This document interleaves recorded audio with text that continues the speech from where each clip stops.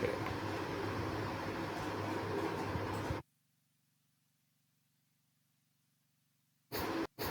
दिख रहा है। जी गुरु जी।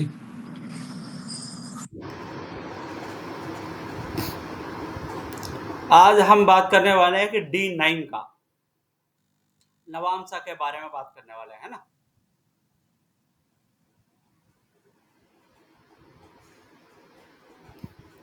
उससे पहले थोड़ा सा वो लास्ट क्लास में हमने वो इनका ये डाउट जो था ना कि वो चंद्र प्रकाश जी आपने उठाया वो क्वेश्चन था ना, तो वो मोदी जी का प्रधानमंत्री वो आपने बताया नहीं करके पूछ रहे थे, मगर उसके अंतर में हम भूत प्रेत का जो पता होता है क्या, वो एक क्वेश्चन था, दो क्वेश्चन में वो क्वेश्चन के बाद में ये छोड़ दिया हमने। वो क्वेश्चन पे अगर आ जाते हैं ना, ज्योतिष शास्त्र में, और लास्ट क्लास में हमने एक डिस्कशन के दौरान हमें पता चल गया, किसी को अगर आपको प्रेडिक्शंस बताना है, उससे पहले आपको क्या करना है, इससे पहले उन्होंने प्रेडिक्शंस लिया क्या, या किसी के पास जाके रेमेडीज लिया क्या, ये पूछना जरूरी है। ये पता चल गया ना आप लोगों को, जी है ना? तो वो कौन बोल रहे थे, मैं भी पूछ लूंगा। रोशन जी, रोशन जी आप भी बोले थे ना। जी जी जी हाँ, तो वो हम वो पूछ लेंगे। और दूसरा क्या पूछना है आपको, है ना, ये प्रधानमंत्री बनेगा, मोदी जी प्रधानमंत्री बनेंगे या कोई ये नॉर्मल रहेगा, ये कभी भी ज्योतिष शास्त्र नहीं बोलता है आपको। आप ज्योतिष शास्त्र क्या बोलता है कि इस टाइम पे तो जो भी कर्म करोगे, जो भी काम पे चलोगे, वो सफलकृत होगा, नहीं होगा। तो ये सही रास्ता रास्ता में जब जा रहे हो तो वहां पे हर्डल्स आएंगे, नहीं आएंगे, आता है तो कैसे जाना है। एक्चुअली ये पैसे के बारे में भी बताते नहीं है, क्योंकि हमने लास्ट टाइम एक बार बेसिक्स का जो है ना, एक 5 मिनट उसके बारे में डिस्कस कर देते हैं। ये देख लो, हमारा ये ब्रह्म चक्र है, एक काल चक्र, एक प्रारब्ध चक्र, एक गुण चक्र करके हमने लास्ट टाइम बता दिया। ये यहाँ पे ग्रह रहते हैं प्रारब्ध चक्र का, वहां पे आपका गुणानुसार, सत्व तमो रजो गुणानुसार जो भी कर्म करते हैं, ये ग्रह ग्रह मतलब ग्रहण कर देता है यहाँ पे जो भी कर्म है।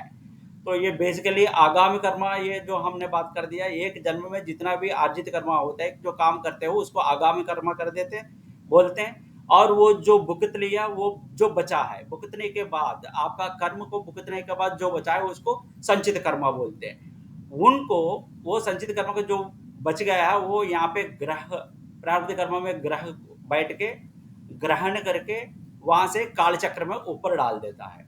डाल के वही ये ज्योतिष शास्त्र हमें काल चक्र के रूप में ये प्रारब्ध का कर्म के अनुभवों को बताती है। ये यहाँ पे लिखा मैंने क्लियरली। तो यहाँ पे क्या होता है कि आपको ये प्रारब्ध चक्र के हिसाब से तो जो आया, तो उसका रिजल्ट बताती है आपको कि, तो इसे हमें क्या पूछना है उनसे पहले, तो जो भी अगर क्वेश्चन आता है तो मैं क्या बनूंगा, क्या है कि तुम किस रास्ता पे हो। तो एक ही टाइम पे एक ही सेकंड पे जो जन्म हुआ, वो एक प्रधानमंत्री हो जाता है, एक दूसरा इसमें चला जाता है। तो कैसे है, ये है। तो वो फोन पे टाइम देख के आप बता दोगे, वो तो गलत हो जाता है। तो उससे पहले आपको क्या पूछना है कि आप किस रास्ता में हो, किस काम कर रहे हो, कर्म अनुसार उस टाइम पे आपने चालू कर दिया तो ये तो सही होता है, नहीं होता है, आप ये बोल सकते हो। मगर हमारा बेसिक जो है, ये पहले मैंने बताया कि ये बेसिक वाला है। ये फर्स्ट सिक्स अज्ञान प्रापंचिक हो जाता है, नेक्स्ट 7 से 12 तक हो जाता है आपका ज्ञान प्रपंच। यही ज्योतिष शास्त्र बोलती है। आपको पैसे घिसे नहीं बोलता है, ये ध्यान रख लीजिएगा। हर बंदा बोल देता है कि आपको पैसे कब आएगा, जॉब कैसे हो जाएगा, ये सब बोलते हैं, वो सब बकवास है।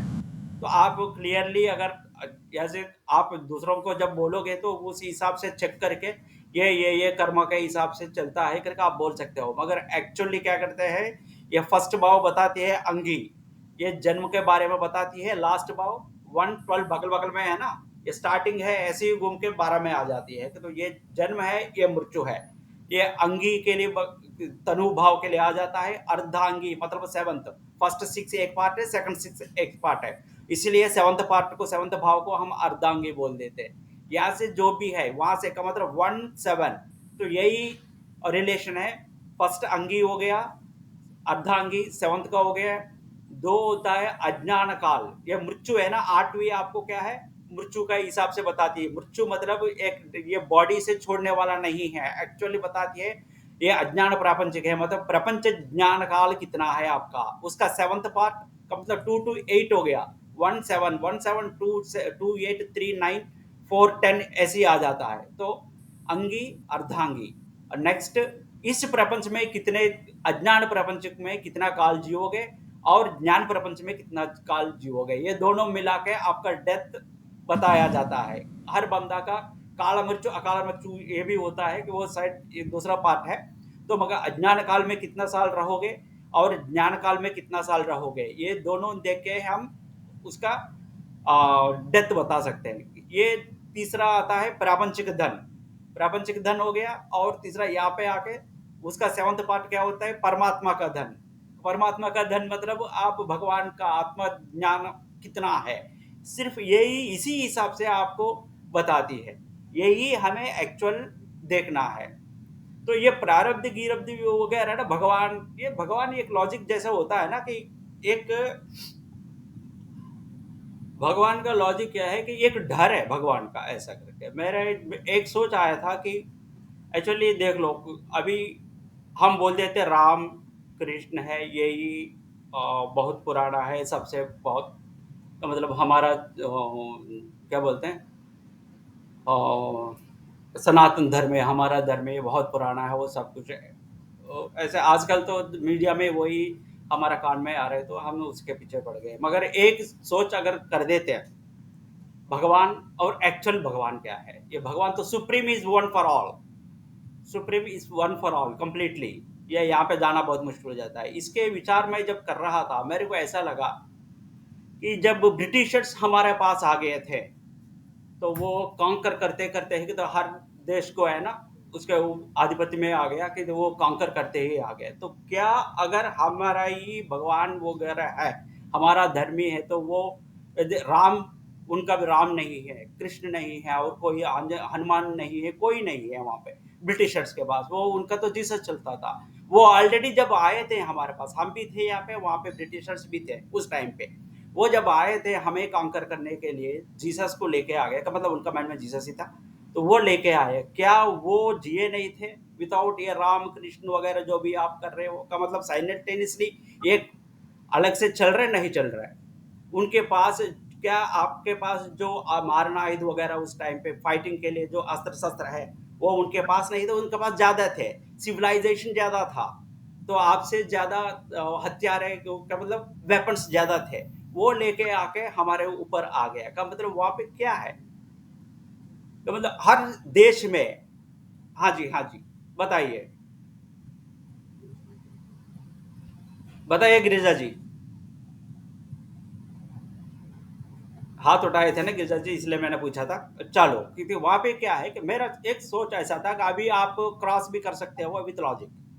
तो यहाँ पे भगवान का कॉन्सेप्ट नहीं है। भगवान यहाँ पे अगर ऐसा गया तो हम ऐसा देखते हैं, सुप्रीम एक ही देख के हम देखते हैं, तो ये लोकलाइज्ड भगवान का रूप हो गया। लोकलाइज्ड भगवान, ये इंडिया का आसपास में तो ये राम कृष्ण वगैरह लोकलाइज्ड है, वहां पे है तो दूसरा भगवान का नाम है। वहां पे ग्रीस वगैरह चले जाते हैं तो वहां पे तो दे आर डायरेक्टली कॉन्टेक्टेड। बहुत साल पहले ही उनका है ना, एक्चुअल पिरामिड्स वगैरह कहाँ पे है, पिरामिड्स कहाँ पे है, इजिप्ट। इजिप्ट। हाँ, इजिप्ट। वो बोलते हैं, अभी भी साइंस बोलते हैं इजिप्टियंस को डायरेक्ट उनके साथ, किसके साथ, एस्ट्रो, उनके साथ लिंक है, एलियंस के साथ लिंक है, इसलिए तो वो पिरामिड्स बनाया गया था। और Egypt the book of dead करके एक बुक है, वो भी इजिप्ट में ही पाया जाता है। तो उनका, वो रामकृष्ण को तो जाने नहीं। तो सुप्रीम पावर इज एक, मगर वहां पे भगवान अलग है, यहाँ पे भगवान अलग है। तो हमारे पास तो जो यूट्यूब वगैरह में आ जाता है, हम वो हमेशा वही देखते रहते हैं ना, वो वहां पे हमेशा बोलते रहते हैं। चलो, हमारे बच्चों को हमें बोलते हैं ना कि ये हमारा घर में ऐसे रहता है, ऐसे करना है, ऐसे।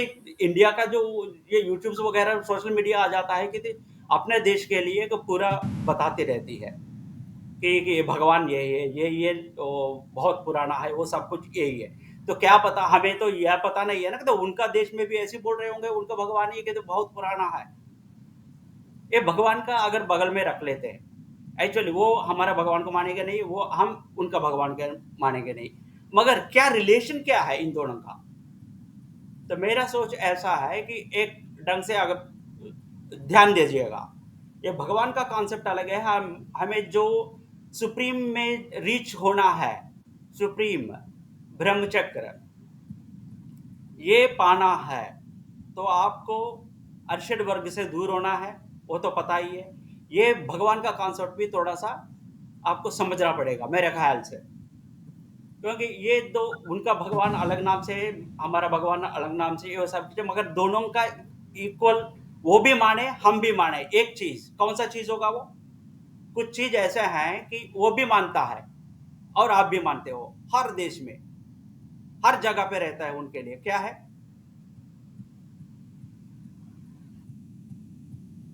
बोल सकते हो? 5 एलिमेंट्स, पंचभूतास, है कि नहीं? गलत हूं क्या? नहीं, ठीक है गुरु जी। सही है, सही है। सही है। तो वहां पे भी पंचभूतास है, यहाँ पे भी पंचभूत, कोई भी धर्म वगैरह कुछ भी कर दे के तो you have to, supreme power के नीचे जो है, इसका मतलब है तो पंचभूतास है। ये पंचभूतास जब मिलन होता है तो क्या है? पंचभूतास से ही जो पंचभूत युक्त कौन कौन है? एक इंसान है। तो इसलिए हम भगवान को एक इंसान रूप, पंचभूतों को मिला के एक इंसान का रूप दे दिया। भगवान कैसा रहता है किसी को भी पता नहीं है। उनका पुलिस, उनका प्रमथ गणास, जो भी गणास बोलो, तो उनका पुलिस कौन है? पंचभूतास है। वो ही हर जगह पे रहते हैं, हर चीज को देखते रहते हैं, उसका चित्रगुप्त जैसा लिख लेते हैं। आप जो भी काम कर दिया, जो भी कर्म कर दिया, वो लिख लेते हैं। तो what you have to concentrate on is, हाँ जी चंद्र प्रकाश जी। सर ये पंचभूत तो सभी जीवों के लिए हुए ना? हाँ हाँ, सभी जीवों के लिए। तो और आप, वो तो इससे पहले में तो मैंने तो वो स्वर के अंदर चला गया, वो भी आत्मा है। हर जीव में भी आत्मा है, जी अपना जी। अपना प्रारब्ध कर्म का अनुसार डिफरेंट डिफरेंट जन्म ले रही है, बस सबके लिए है। पंचभूतास ये एक के लिए, भगवान सिर्फ इंसान का थोड़ी ना है, सबके लिए। The supreme power is having these 5 पंचभूतास इन ऑर्डर टू सर्व, और क्या मतलब जीओडी हो गया ना, जनरेशन, ऑर्गेनाइजेशन एंड डिस्ट्रक्शन, ये तीनों करने के लिए कि पंचभूतास का ही अधिकार दे दिया है। वो हर जगह पे हर इसमें रहता है। तो फर्स्ट ऑफ ऑल क्या करना है आपको? ये पंचभूतास, और उसके साथ क्या क्या होता है? ग्रह, ये जो हम बात कर रहे थे, यहाँ पे आगे देखो हमारा ज्योतिष आ गया। यहाँ पे हम जो बात कर रहे थे, ये ग्रह सब मान लेते हैं। ये आपका राम को नहीं मानेंगे वो, मगर आप बोलोगे ये ग्रह है, सैटर्न है, मार्स है, ये सब कुछ है, धरती है, ये सब मान लेते हैं। का मतलब सब जो यूनिवर्स, कंप्लीट यूनिवर्स जो मानने वाला चीज है, एक है ज्योतिष, एक है द नेक्स्ट सुप्रीम।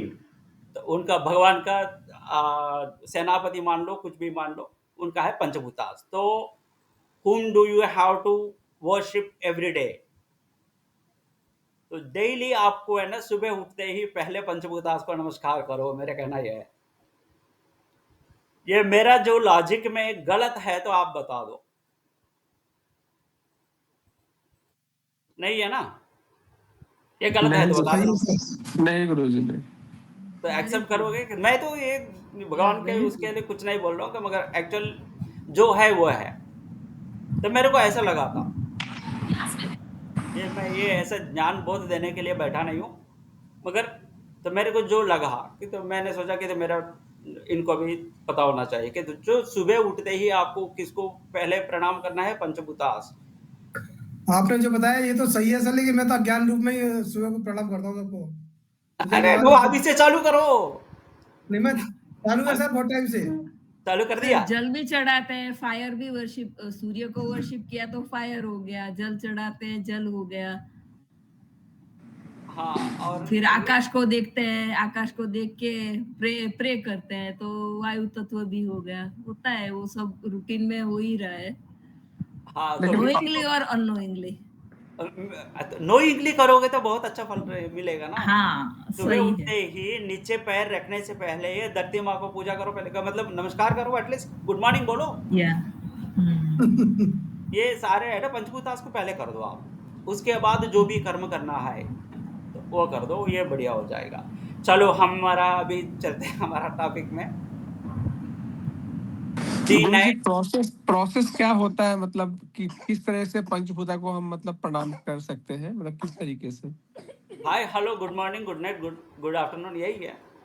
अच्छा अच्छा। अच्छा दिल से कर दो बस। तो मतलब एक ही आपको है ना, तो एक डर भी होना चाहिए, आपको ऐसा लगना चाहिए कि whenever you are going anywhere, तो आप चल रहे हो तो वो भी आपके साथ है, समवन इज वॉचिंग यू। तो गलत नहीं करना है। तो 10 बार आप सुबह उठते ही प्रणाम करके पंचभूतास को नमस्कार करो, और ये पूछो उनसे कि ये प्रे करो कि मुझसे गलती ना हो जाए, आप मुझे प्रोटेक्ट कर दीजिएगा। ये बच्चों तो हंसते हैं, मगर आप लोग तो सीनियर्स हो कि सबको पता ही है कि इसका इफेक्ट कैसा होता है। आप लेकिन गुरु जी, उनको प्रार्थना करोगे पंचभूतास को, क्योंकि वही आपके साथ रहता है। आप बैठे हो तो आपके साथ बैठते हैं, आप चल रहे हो तो आपके साथ चले हैं, आप सोए हैं तो वो सोते नहीं है, फिर भी आपका साथ रहते हैं। तो आप इनको बोलना है, मैं प्रणाम कर रहा हूँ, पहली बात यह है पंचभूतों को। और दूसरा कि मेरा जो कर्म है, मैं जा रहा हूँ तो किसी को नुकसान ना दे, दुष्कर्म ना करे मुझे, और उसी हिसाब से मुझे गाइड करते रहना। बस ये एक प्रार्थना करो। तो ये एक बार बोल के चलो, तो आपको है ना इफेक्ट कैसे आ रहा है उस दिन, डेली से क्या डिफरेंस आ गया, आपको बहुत मजा आ जाएगा। तो ये एक्सपीरियंस करो, भगवान का है ना कि बाबा लोगों से सुनने से नहीं होता है, और मैं बोलने से सुन लिया तो भी कुछ नहीं होता है। ये तो you have to experience that power, तब तक है ना कि हाँ हाँ हाँ हाँ, बस इसके अलावा कुछ नहीं है। उस टाइम पे तो बाबा लोग तो सम्मोहित कर देते हैं आप लोगों को, बस आपको लगेगा बहुत मजा आ गया। पॉजिटिव एनर्जी इतना हो जाता है ना, सब लोग तो उन्हीं का नाम लेते रहते हैं, तो पॉजिटिव एनर्जी हो जाता है। भगवान का नाम ले लिया, जहाँ पे भगवान का नाम ज्यादा लोग ले लिया तो पॉजिटिव एनर्जी आता ही है। पॉजिटिव एनर्जी में क्या करते हैं वो कि आपका जो भी है वहाँ पे दान कर दोगे और बाहर आ जाओगे। बाहर तो वही दान अगर दूसरों को दे दिया तो भी वो हो जाता है। उसी दान अब आपका मदर फादर को दे दिया। तो मैंने एक बार ट्रेन में जा रहा था, एक बंदा 23-24 साल का जा रहा है, तो वो मुझे है ना देख के मुझे समझाना चाह रहा था। तो मैं मैरिज से पहले मेरा, वो मुझे समझाना चाह रहा था। वो बेटा के मुझसे बड़ा था वो कहा कि बेटा मैं वहाँ पे जा रहा हूँ कि एक बाबा को मिलने वहाँ पे। तो मैंने कहा कि ये तो जन्म से ही भगवान ने थोड़ा सा बुद्धि दे दिया हमारा माइंड में। मैंने पूछा आपका वो एज कितना है? 23 ईयर्स एज। तो आप वो जो जिसके पास आप जा रहे हो वो भगवान है क्या? नहीं नहीं, वो बाबा है। कि वो ज्यादा नहीं, मैं भगवान हूँ करके कभी नहीं बताता है। वो बताता है, क्या बताता है, तो वो कैसे इंसान जीना है, मदर फादर को कैसे प्यार करना है, बच्चों वाइफ एंड फैमिली से कैसे रिश्ता रखना है, दूसरों से कैसे रिश्ता रखना है, ये बताता है। बेवकूफ, तुम इतना दूर से जा रहे हो, इतना पैसा खर्च करके वहां पे देखने के। 23 साल आ गया तुम्हारा, 23 ईयर्स ऑफ एज, और तुम्हें पता नहीं है माँ बाप को कैसे रखना है। इस पैसे से उनको कुछ खरीद के दे दिया तो तुम्हें आता है। तो माँ बाप को कैसे रखना है, माँ बाप को नमस्कार करना है सुबह देख के। ये माँ बाप जो बोलते हैं वो हमें सुनना है। ये सुनने के लिए किसी बाबा के पास जा रहे हैं कि 2,000 खर्चा करके वही माँ बाप को दे दिया। तो ये है लोग, आजकल इंसान, आजकल दुनिया में। वो छोड़ दो यार, क्योंकि ये तो टॉपिक दूसरे जगह पे जा रहा है। आप ही ना बैठ के सोचोगे ना भगवान के नाम पे, ऑटोमेटिकली कॉस्मिक एनर्जी बता दी रहती है आपको कैसे करना है, क्या करना है, क्या नहीं करना है। चलो हम आ जाते हैं हमारे टॉपिक में। D9 नवामसा। हाँ जी। मतलब एक बात बोलना चाह रहे हैं, जैसे मान लीजिए, जैसे आप बोल रहे हैं कि जो भी करें हम कर्म अच्छा करें, लेकिन हम्म। आज के टाइम में अब कुछ लोग हमारे साथ हमेशा बुरा ही कर रहे हैं, ये जान लेके हमारे साथ बुरा कर रहे हैं, तो फिर हम कैसे, मतलब होता नहीं कि नहीं इसके साथ तुम अच्छा कर ही नहीं सकते हैं, तो आप मजबूरी में बुरा करना पड़ जाता है, तो फिर उसमें क्या गलती किसका हो, मतलब मजबूरी है, कर नहीं करेंगे तो हम ही लॉस में चले जाएंगे, ये तो कहीं कहीं होता है ना। नहीं, वो बुरा नहीं कर रहे हैं। बुरा कर रहे करके आपका सोच है ना, एक बार ये देखो, मैंने लास्ट टाइम भी बोला था, गुस्सा किसी के ऊपर गुस्सा करने में, किसी को गाली देने से पहले आप उनका प्लेस में रह के सोचो। आप एक बार किसी का डिसीजन, जजमेंट, किसी भी बंदा को जजमेंट देने से पहले अगर आप उनका प्लेस में, उनका सिचुएशन में रहते हैं तो आप क्या करते हो। बस इतना ही सोचना था हमें। ये तुरंत कैसे आएगा, सोचने के लिए टाइम चाहिए, हमारे पास टाइम नहीं है, ये मत बोलो। जब भी ये भी मैंने कहा था शाम को सोने के टाइम पे आप आज सुबह से क्या किया वो एक बार सोच लो। कुछ दिन तक आपको लगता है कि वो सोचने के लिए टाइम लगेगा, मगर सोचते सोचते है ना तो हर चीज के लिए आपने आंसर्स बना रखा है, तो फ्यूचर में जाके एक एक महीने के बाद वो सिचुएशन आता है तो तुरंत ऑलरेडी आंसर्स लगा रखा आपने माइंड में, टक आ जाती है तुरंत। तो आप स्टार्ट तो करो, तो आपको पता चल जाती है कि। और दूसरी बात यह है कि अगर आपने सच्चा रास्ते में ही चला गया और उसका कुछ प्रॉब्लम आ गया, आप उसके वजह से नुकसान हो गया, तो ये मान के चलो आपका जो क्या बोलते हैं प्रारब्ध फल में है ना, जो पाप का जो है वो एक कट गया मान लो। अगर नीचे गिर के चोट लगी या कुछ प्रॉब्लम हो गया तो आपको है ना तुरंत भगवान को शुक्रिया अदा करो कि अगर मेरा लिस्ट से एक निकाल दिया तुमने, ये दुख दे दिया मुझे, वो निकाल दिया ना, ये पूछ लेना, वो बता देंगे हाँ निकाल दिया बेटा, चिंता नहीं है। चलो ये ठीक है गुरुजी। ये तो बोलने में है ना कि ये अगर सुनने सुनने वाला होना चाहिए कि तो मैं 1 महीने ऐसे बोलता रहूँगा। तो ये D9 नवांशा है। 9 पार्ट्स को हम डिवाइड कर देते हैं। 30 डिग्रीज को 9 पार्ट्स कर दिए तो ये मैंने डिग्रीज भी यहाँ पे डाल दिया, 9 हो जाता है। ये आपको अर्धांगी और फैमिली मैटर्स सब बताती है। यहाँ पे है ना कुछ क्रिटिकल है कि कोई भी कुंडली जाते कुंडली देखते हो आपको क्रिटिकल नवांशा ही होता है। तो थोड़ा सा मैंने बहुत कोशिश किया कि मतलब जितना इजी वे में आपको नवांशा को पढ़ने के लिए होता है उतना इजी वे में 4-5 पॉइंट्स है तो वो बता देता हूँ। तो इसमें है ना हमने क्या कहा कि इसको कैसे है करते हैं कि चर राशि है तो खुद से चालू होगी, स्थिर राशि है तो 9th से चालू होगी 195, ड्यूअल स्वभाव दुस्वभाव है तो 5 से चालू होगी। का मतलब ये है ना अंश जो है वो तो पता ही है ना आपको, D9 डिवाइड करना।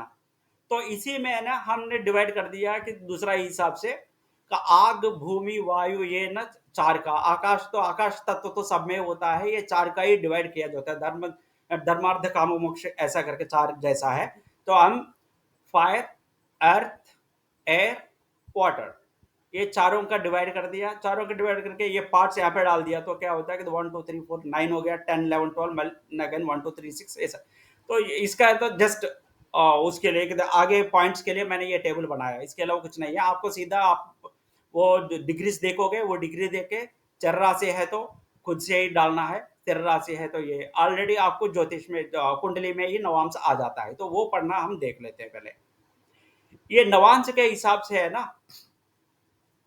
तो 3 तरीका का बंदा को देखते ही आप किस तरीका का बंदा है आपको पता चल जाएगा नवांशा देखते ही। नवांशा में चंद्र जहां पे है तो फर्स्ट नवांशा, फोर्थ नवांशा या 7वीं नवांशा हो जाता है 147।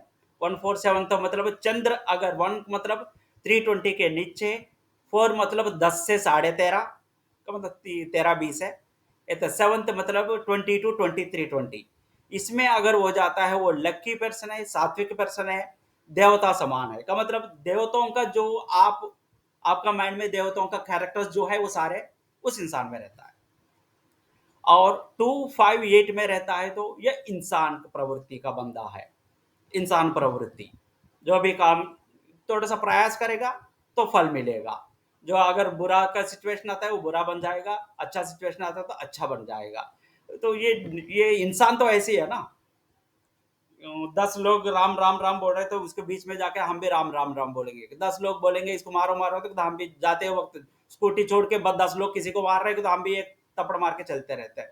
तो ऐसे हो गए, ये इंसान कैरेक्टर है टाइमली हिसाब से। और एक है राक्षस, ये है तो आप नवांशा देखते ही चंद्र कहाँ पे है देख लो, चंद्र 369 कैसे नवांश देखते ही कैसे पता चल जाएगा जी, तो आपको कैलकुलेट करना पड़ेगा। कैसे कैलकुलेट करेंगे जी, तो वहां पे एक डिग्रीज देख लेना, ये एक याद रख लेना, जो प्रॉब्लमेटिक है वही याद रखना पड़ेगा आपको। 3 मतलब 6 से 10 तक, 6.5 से 10 तक अगर डिग्रीज है वो राक्षस है। चंद्र जहां पे है वहां पे डिग्री 6.5 से 10 तक है वो राक्षस है। और ये मैं नहीं बोल रहा हूँ भाई, मुझे मत बोलना अगर आपका कुछ किसी का भी है तो ये जो तो ज्योतिष शास्त्र बोल रहे हैं, किसी का आइडेंटिफिकेशन करना आपको बता रहा हूँ। तो छठवीं मतलब 16.5 से 20 तक, ये 5 कंप्लीट हो गया, ये कंप्लीशन है। तो वहां पे तो हमारा क्या हो गया, 3 6 से 10 16 से 20 मान लो, 6 से 10, 16 से 20 और 9th 26 से 30। कितना आसान है डिग्री पकड़ना। 6 से 10, 16 से 20, 26 से 30, है ना। ये 26 मतलब 26.5, यहाँ पे भी 6 मतलब 6.5, 6.5 से 10, 16.5 से 20, उसके बाद का 26.5 से 30। अगर ये इसमें होता है वो थोड़ा सा खतरनाक इंसान है, उनसे थोड़ा सा सतर्क रहना। ये नवांश देखते ही आपको इजीली ये आइडेंटिफिकेशन हो जाएगा तब। और बाकी तो ओके, ये ही एक ही आइडेंटिफाई रख लो, माइंड में रख लेना, तो उससे थोड़ा सा दूर रहना। और नवांश जब देखते हैं ना, कुछ चीजें देखते हैं।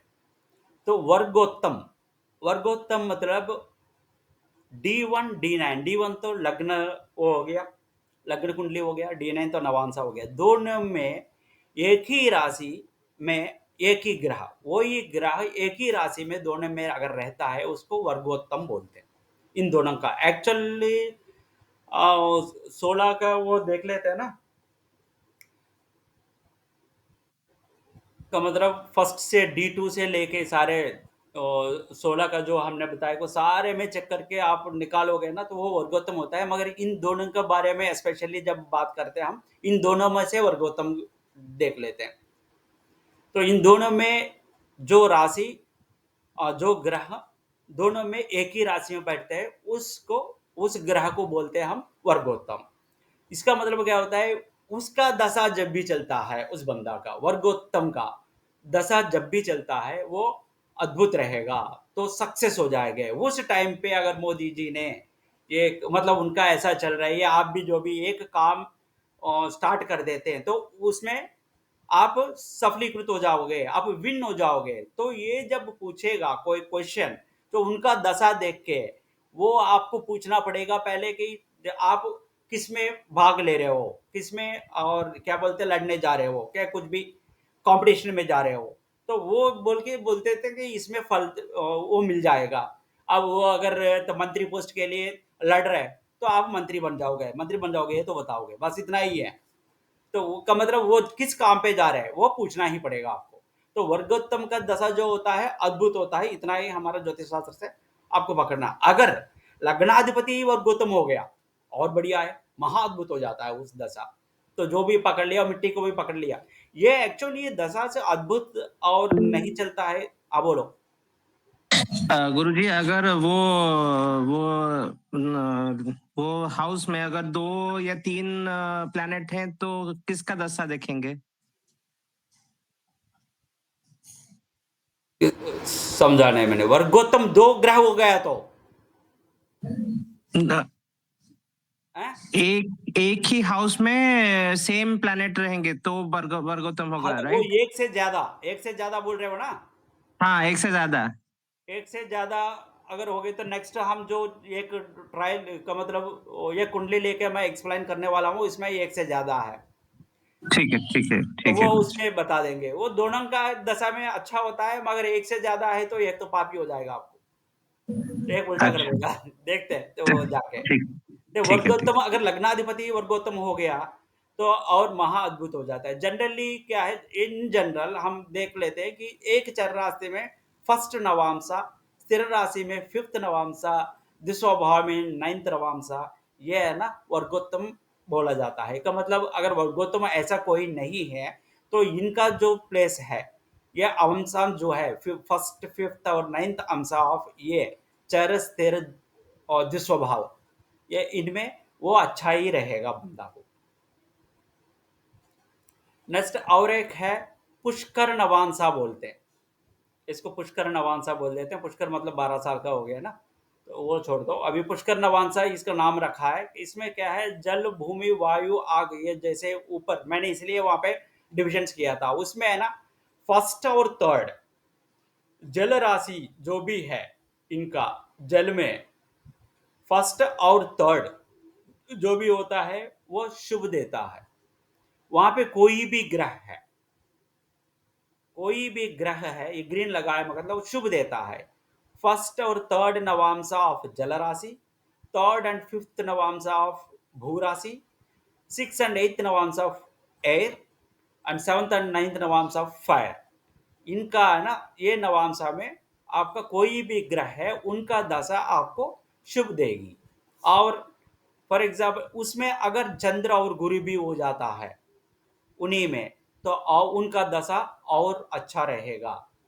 तो ये फलित देने में प्रश्न शास्त्र में है ना कि क्वेश्चन पूछते हैं, आंसर जब भी बोलते हो तब आप ये डिसाइड कर सकते हो ये सही चलने वाला है, इस टाइम पे आप चालू कर सकते हो उसके लिए। ये अगर उसमें 2 से ज्यादा ग्रह हो जाता है और लकी है इन इन भावों में, इन इन अंशों में, इनका राशि, जल राशि, भू राशि, वायु राशि, ये इनका है ना, इन भावों में ज्यादा 2 या ज्यादा ग्रह हो जाता है तो बहुत ज्यादा अच्छा फल मिलता है। सर अगर बच्चे हैं, बच्चों को थोड़ी मालूम है हमें क्या करना है। बच्चों का मतलब जो बच्चे पैदा हुए उनको थोड़ी ज्ञान है इस बात का, ज्योतिष का, हमें हाँ किस उनको काम में। पता है, उनका बाप होगा ना, बच्चों को तो बाप पता को। नहीं उनका बाप। और दूसरा क्या है हमारा, ये जो है ना, श्री राम जी कितने साल वनवास हो गए थे? 14 साल। 14 साल। तो हमारा आईपीसी में यावज्जीव कारागार शिक्षा बोलते हैं ना, लाइफ इम्प्रिजनमेंट 14 है ना। और नहीं। ये महाभारत में कितने साल वो क्या बोलते हैं उसको, बाहर भेज दिया उनको अज्ञातवास में। अज्ञातवास में। 14 साल, 14। 13 साल नॉर्मल और 1 साल चुपके है ना, हाँ, छुप के। 14। ये 14 साल आने तक किसी भी लड़का, उसका जो भी पाप कार्य होता है वो माँ बाप को लगेगा, है जी। 14 साल के बाद जो भी करता है वो बेटा को लगेगा उसका पाप।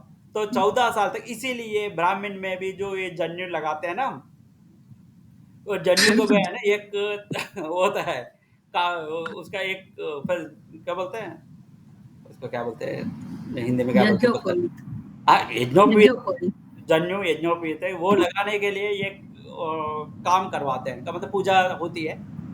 वो भी है ना 13 साल से पहले नहीं करवाते, 13 साल कंप्लीट होने के बाद 14 साल में ये करवाते हैं। का मतलब उससे पहले जितना भी वो यज्ञ पहना दिया, यज्ञोपवीत पहना दिया, जनेऊ पहना दिया, मतलब उसको सब पता है पाप कार्य और पाप पुण्य को दोनों को डिफरेंशिएशन उस बंदा को आ जाता है। उसके बाद जो भी कर्म करता है वो उसके खाता में चला जाएगा, उससे पहले जो भी वो कांड कर देगा वो माँ बाप का इसमें चला जाएगा। ये सिर्फ बेटा पे अप्लाई होता है? बेटा बेटी दोनों पे ही, बच्चों पे मान लो, अच्छा। जब तक उनका अंदर पाप पुण्य का डिफरेंशिएशन पता नहीं चलता है तब तक है। मगर ये क्या है, सत्य के हिसाब से मैंने जो बोला था वो सत्य के हिसाब से, मगर धर्म के हिसाब से धर्म का तो चेंज हो जाती है। युग टू युग धर्म का तो पता नहीं हो जा रहा है। आजकल छोटे बच्चे के वो पैदा होते ही ये पकड़दार है, मोबाइल पकड़ के वही बता दे रहे कि क्या क्या करना है, क्या कांड करना है, क्या नहीं करना है, उनको समझ में। तो आजकल थोड़ा सा कम हो गया होगा, उसके पास उसके ऊपर कोई दृष्टि नहीं दिया होगा। चलो सत्य के हिसाब से हम जब बात करते हैं, ये जो भी है सतयुग से ही आ गया, तो सत्य के हिसाब से बात करते हैं तो बच्चा ना 13 साल तक माँ बाप का हो जाता है, तो वहां तक आप थोड़ा सा ध्यान रख लीजिएगा। चलो, ये पुष्कर नवांशा में कोई भी ग्रह, और ये है ना, ये नेगेटिव एनर्जी पॉजिटिव एनर्जी का ज्यादा ध्यान रख लीजिएगा। आप जब सोचते रहोगे ये आके कुछ करेगा, ये कुछ करेगा, ये कुछ करेगा, ये मुझे मार देगा, ये वो आ रहा है तो कुछ कर देगा, वैसे आप माइंड में रखोगे ना, तो ऑटोमेटिकली वो जो आने वाला बंदा को भी लगता है इसको थप्पड़ मार के चले जाऊं। तो ऐसा कभी सोचो मत, जो कुछ नेगेटिव होने वाला है ऐसा करके कभी सोचो मत। आप माइंड में उसको ना प्लेस मत दो। अगर प्लेस दे दिए तो ऑटोमेटिकली ये तरंग, ये जस्ट वाइब्रेशन चला जाएगा, वाईफाई जैसा तरंग चले जाएगा, वो आसपास में जो भी है वो आके आपको मार के ये मारेगा, मुझे नुकसान होगी, मुझसे नुकसान होगी, तो बगल में आगे आसपास में जितना भी है वो नुकसान करके ही चले जाएंगे। तो वो नेगेटिव में कभी भी सोचना नहीं है, पॉजिटिव में चलता रहना है। तो जो 2 या ज्यादा होता है तो वो हो जाएगा पुष्कर नवांशा में। और हम दृक्कोणा जब बात कर रहे थे, एक खास दृक्कोणा था उसमें, 20 सेकंड खार दृक्कोणा, याद है? 20 सेकंड दृक्कोणा देख के हम मृत्यु बोल सकते हैं, वो खास था उसमें दृक्कोणा में। याद है नहीं है तो आप एक बार पीछे जाके चेक कर लीजिएगा, याद हो हाँ जी, हाँ, तो ऐसे इसमें एक खास है 64th नवांसा, ये भी उसी के ही कर देती है। ये 22nd नवांसा वहां पे तीसरा में कौन सा जगह पे आ जाती है?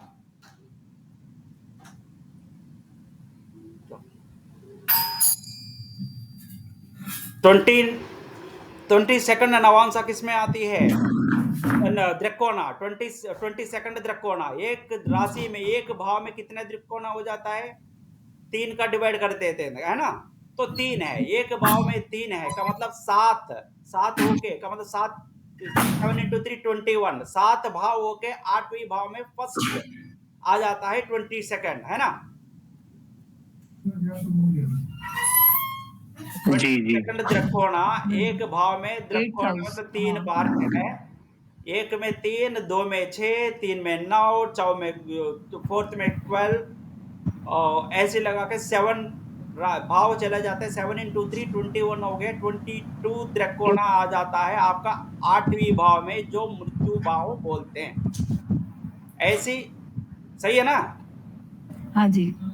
ऐसी 64th नवांसा, एक में 9 है। 64th नवांसा मतलब क्या हो गया? 9 है एक में, 7 into 9 63 हो गया का मतलब 7 भाव होने के बाद 8वीं भाव में ये भी मृत्यु भाव आ गया। 8वीं भाव में फर्स्ट नवांसा वो है 64वां। आए समझ में? तो इसलिए यहाँ पे भी है ना एक खास है ये 64th नवांसा। मगर यहाँ पे क्या करते हैं हम? चंद्र का जितना भी डिग्री है, चंद्र से हम गणित करते हैं। चंद्र से हम गणन करना है, कैलकुलेट करना है। चंद्र का जितना भी डिग्री है, चंद्र वो डिग्री सीधा चंद्र से 8वीं भाव में चले जाते हैं हम। चंद्र से 8वीं भाव वहां पे लगा के तो चंद्र का डिग्री हम चेक कर लेते हैं। तो अगर जी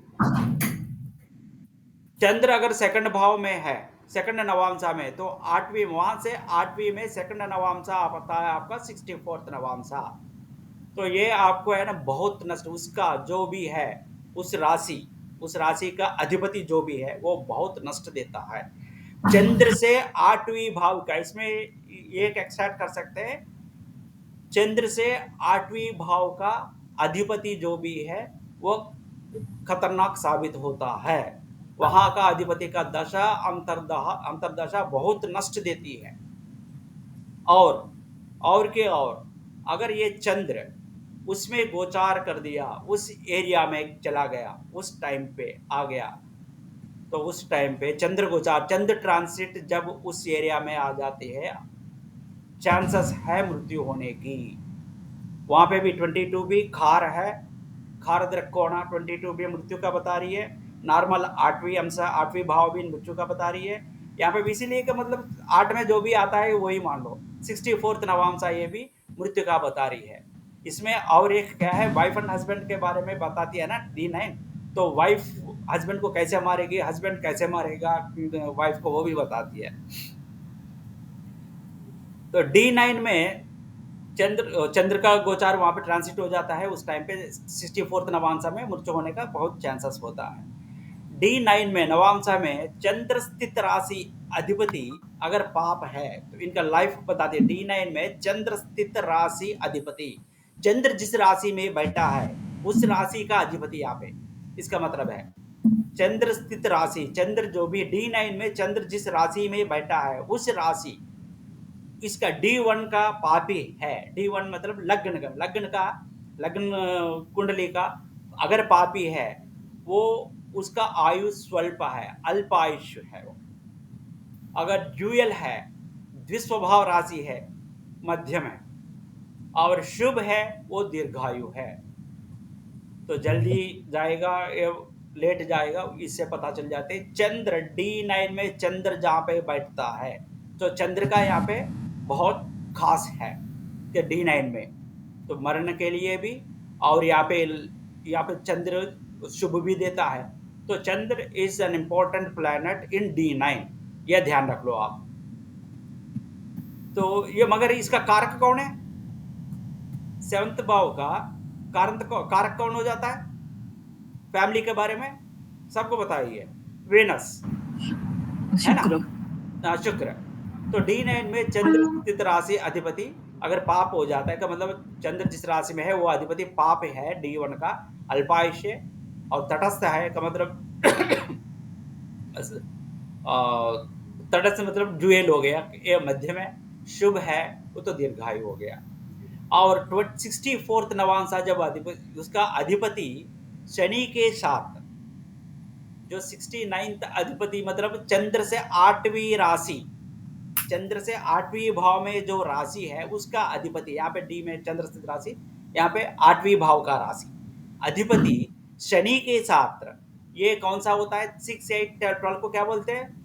दुष्ट स्थानास, दुष्टानास बोलते हैं, है ना? अभी एक नया वर्ड आ गया त्रिकास, कोड़ा त्रिकास भी बोलते हैं इसको।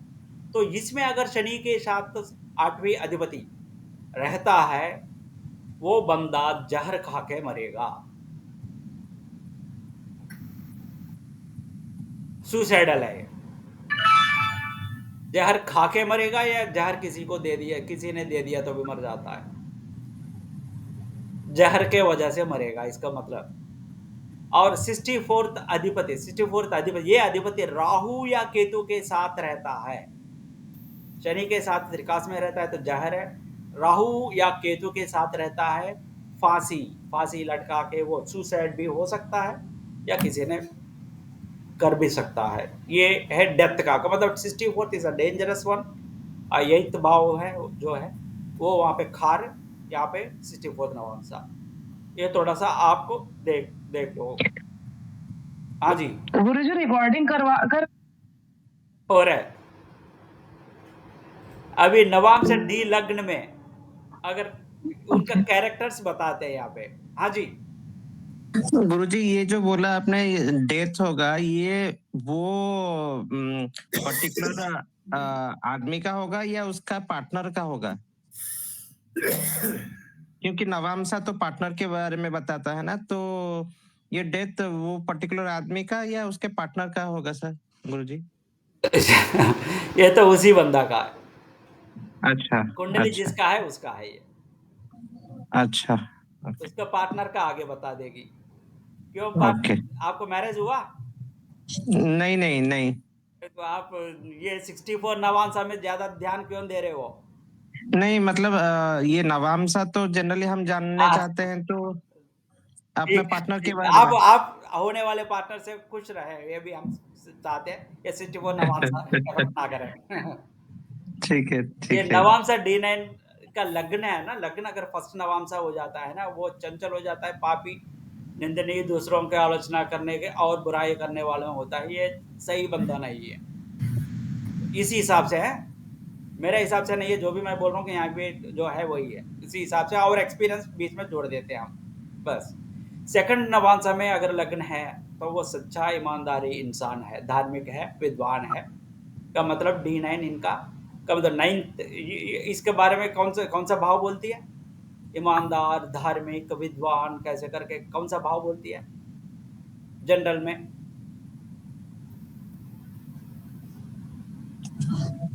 9 और 10? नाइन्थ। तो मतलब वहाँ पे बंदा का शुभ ग्रह हो सकती है, सेकंड उनका है, तो उससे है ना, जो भी यहाँ पे कैरेक्टर्स है आप सीधा लेके आप थिंक करो, मर्ज कर दो आपका D1 में क्या है। तो आप बार बार इसमें ना वर्गास में जाके देखने से तो इस भाव का ये आ गया, तो उस टाइम पे मेरा D1 में क्या है, ये है एनालिसिस। एक एस्ट्रोलॉजर को जो चाहिए है ना एक्सपीरियंस, बहुत सारे आप जैसे जैसे देखते रहोगे आपको एक्सपीरियंस आएगा, उसके साथ साथ में आप D1 पकड़ में रख के है ना, उसके जब भी इनिशियली चेक करते हो उसके साथ उस टाइम पे मेरा D9 में ये इफेक्ट आ रहा है मेरा हिसाब से, तो उस टाइम पे ये ग्रह यहाँ पे कहाँ पे है D1 में, ताकि फ्यूचर में जाके ना D1 को वो देखते ही आपको पता चल जाएगा, D1 तक नहीं जाने का आपको। तो शुरू में आपको ना सारे जो भी प्रिडिक्शंस आता है D9 वर्गास जितना भी है, D3, D4, D6, D9 जो भी पकड़ते हो, उसका जो प्रिडिक्शन है वो ग्रह और इसका D1 के साथ क्या रिलेशन है आपको कंपेयर करते ही रहना पड़ेगा। तभी तो मैं वो दोनों लगाता हूँ अगल बगल में जब भी ये आपको एक्सप्लेनेशन देते हैं। तो नेक्स्ट थर्ड में आ जाता है, ये निष्पक्ष बंदा है और न्यायप्रिय है। ये फोर्थ में होता है, देखा या कल्पना किया गया जो हर चीज के लिए, जो भी इमेजिन करा वो चीज प्राप्त करने के लिए सोचता है और प्राप्त भी कर देता है। तो मतलब इमेजिनरी सोच में रहता है, इमेजिनरी वर्ल्ड में, और वो पूरा भी करता है। ये सही है। मतलब गुरुजी ये लग्न जो होगा मेरा वो देखेंगे ना, लग्नाधिपति लग्न लग्न जो है राशि वो का, देखेंगे। ग्रह के नहीं है, लग्न का भी एक डिग्रीज होता है, आपका देख लिया तो। हाँ लग्न तो उसका देखेंगे हम D9 में कि हाँ, D9 में D9 में कहाँ बैठा नवांश, हुआ अगर है। वो फर्स्ट नवांश में आ गया, कौन सा डिग्रीज है उसी हिसाब से किस में आ गया। तो डिग्री D9 में चेंज होगा या सेम डिग्री रहेगा? D9 में डिग्रीज देखते नहीं है, अच्छा D9 में डिग्री नहीं देखते। नॉर्मल उसमें D1 में जो डिग्री है उस डिग्री से हम D9 में कौन सा पोजीशन है कैलकुलेट करते हैं। ओके लग्न ठीक। अगर 30 से कम है तो वो फर्स्ट डिग्री में आ जाता है, फर्स्ट नवांश में आ जाता है।